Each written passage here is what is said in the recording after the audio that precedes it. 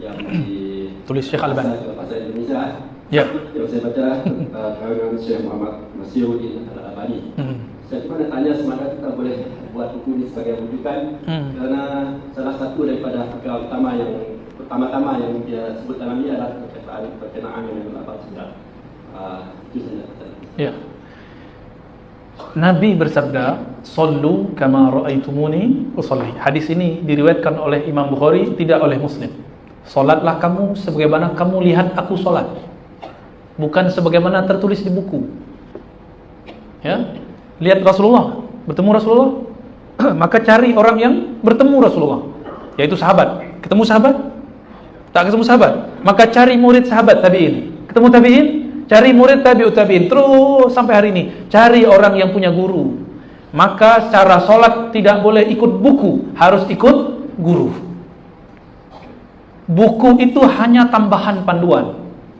Coba ya tuan-tuan buka kitab Sahih Bukhari, sholat pakai kitab itu, saya jamin nanti menjadi sakit kepala ya. Kalau di Indonesia kita sebut pusing, di sini pusing putar-putar ya, keliling ya. Sakit kepala Pak. Kenapa? Cara takbir pun sudah lebih dari 3 riwayat lebih.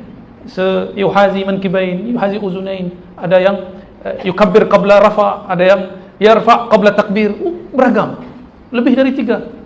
Bahkan Imam Bukhari tulis satu risalah hadis, risalah fi raf'il yadain.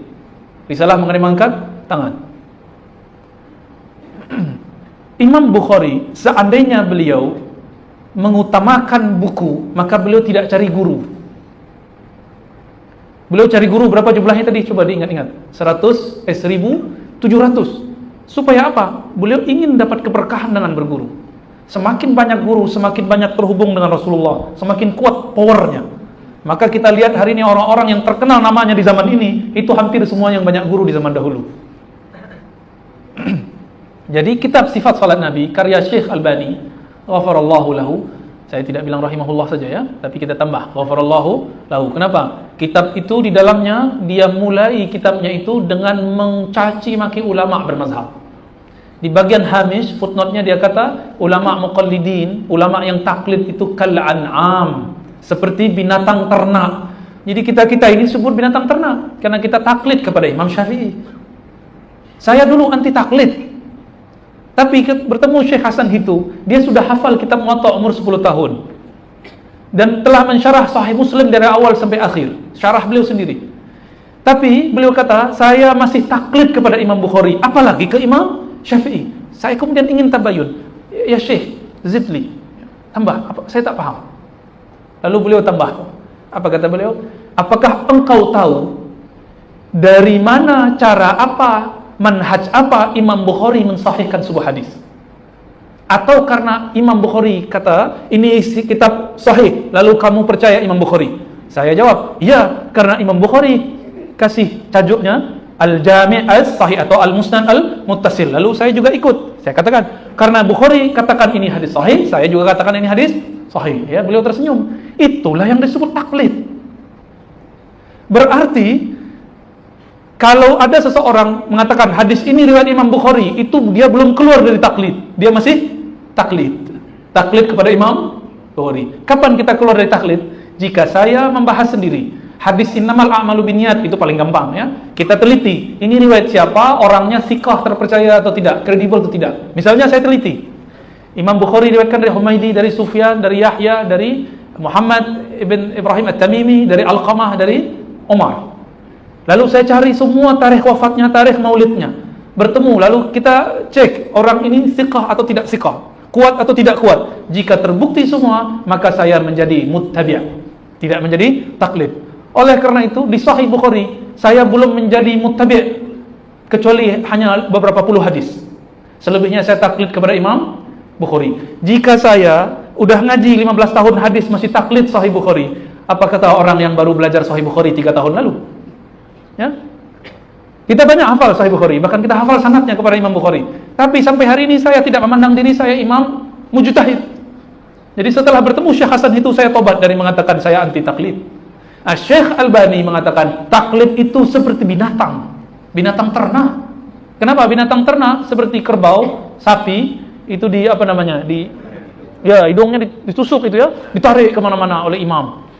Lalu dia guna kalimat-kalimat Imam Syafi'i. Apa kata Imam Syafi'i ke muridnya? La tuqalliduni. Dia lupa. Imam Syafi'i bicara ke siapa? Bicara ke Imam Muzani, Imam Muradi, Imam Humaidi, Imam Ishaq ibn Rahawai, Imam Ahmad bin Hanbal. Hei, kalian para hufaz hadis, jangan taklid kepadaku. Bukan bicara kepada kita, tapi bicara kepada orang yang levelnya satu level di bawahnya. Kita berapa level di bawah Imam Bukhari? Imam Bukhari itu baca satu ayat langsung muncul mana sab'ina far'an. 70 cawangan makna dari satu ayat. Bahkan beliau bisa mampu menghitung berapa jumlah alif lam dalam Al-Quran. Hitung semua, belum ada Google. Ustadz Googly belum ada. Ya. Belum ada itu. Allahu Akbar. Imam Bukhari berguru ke muridnya Imam Syafi'i. Oleh karena itu tuan-tuan, puan-puan, kalau buka Sahih Bukhari, 80% Imam Bukhari ikut mazhab Syafi'i, dan ini diabadikan oleh Imam Subki, musuh Ibnu Taimiyah, dalam Tabaqat Asy-Syafi'iyah Al-Kubra. Syekh Albani ingin seperti gaya Ibnu Taimiyah. Ibnu Taimiyah hafiz Quran, hafiz sunnah. Syekh Albani tidak hafiz sunnah, tapi dia kasih judul sifat salat Nabi ka'annaka tarah, seperti seakan-akan kamu lihatnya. Makanya orang yang belajar menggunakan kitab sifat salat Nabi, saya mohon maaf karena yang menerjemah orang Indonesia ya. Ya, semoga kami diampuni Allah. Tapi kita jadi tahu, siapa yang menggunakan kitab ini, maka cara sholatnya akan berubah. Cara sholatnya tidak seperti Nabi lagi. Kenapa? Ikut buku. Sahabat Nabi, Malik bin Huwairis, ya, beliau untuk belajar sifat sholat Nabi, beliau menjadi murid Nabi Ishrina Yawman, 20 hari. 10 hari pertama belajar fisiknya Nabi, cara Nabi angkat tangan. Maka hadisnya Ibnu Huwairis ini terkenal. 10 hari berikut belajar qalbunya Nabi. Apa rasa kita angkat tangan? Apa zauk ketika kita ruku? Apa rahasia baca surah Al-Fatihah? Kenapa makmum juga harus baca Fatihah? Tapi sekarang di sifat salat Nabi itu dibid'ahkan. Ya kan? Apa kata mereka? Tidak boleh baca Al-Fatihah di belakang imam. Kenapa? Wa idza quri'al Qur'an fastami'u lahu. Ayatnya benar, pemahaman Anda tidak benar. Jika dibacakan Quran maka dengarkan. Betul, itu di luar salat. Kenapa? Katanya ikut Bukhari. Coba buka Sahih Bukhari, ya, kitab salat, bab tentang salat. Apa kata Imam Bukhari? Diriwayatkan dari Abu Hurairah. Apa riwayatnya? La salata liman lam yaqra' bi Fatihatil Kitab. Tidak sah salat orang yang tidak baca Fatihatul Kitab jika sendiri. Maka makna kedua jika berjamaah tidak sempurna. Dijelaskan oleh Imam Syafi'i dalam Al-Um. Tidak sempurna artinya orang kalau tidak baca di belakang imam Al-Fatihah tidak terjadi munajat, dialog. Karena setiap kali ayat itu dibaca Alhamdulillahirabbil alamin, Allah menjawab Majjadani abdi wa hamidani, itu jawab sampai akhir. Orang yang tidak baca ini enggak ada koneksi. Karena kita tidak bisa mewakilkan munajat kepada imam. Semua hamba harus bermunajat kepada Rabbnya. Itu jawaban Imam Syafi'i dalam kitab Al-Um, jauh-jauh hari.